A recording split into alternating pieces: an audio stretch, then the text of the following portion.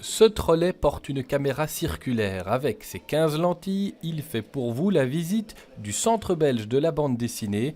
À l'aube de ses 25 ans, le CBBD va faire son entrée sur Google Street View. Pour ceux qui nous connaissent, déjà être dans Street View et reconnaître la façade, c'était plus facile pour venir. Donc on peut imaginer aussi que ceux d'une part qui n'ont pas le temps de venir et ceux qui auront envie de venir auront quelque part une occasion supplémentaire de nous aimer ou de nous apprécier. Si pour autant que le résultat soit bon.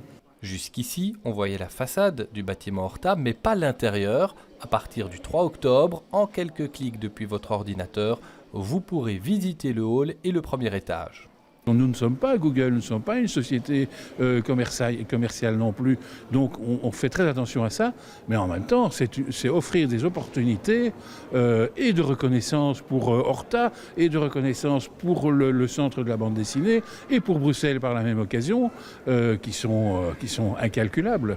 Ce musée est le premier en Belgique à être accessible de la sorte, une première pour laquelle Google s'est facilement laissé convaincre. Il espère même que l'idée fera des petits. C'est le premier musée belge où on peut se promener dans le musée et voir la collection sur Street View. Vous espérez qu'il y en ait d'autres bientôt ? Oui, c'est le Beaux-Arts au Bruxelles où on peut voir juste les peintures, donc pas vraiment une Street View de ces musées.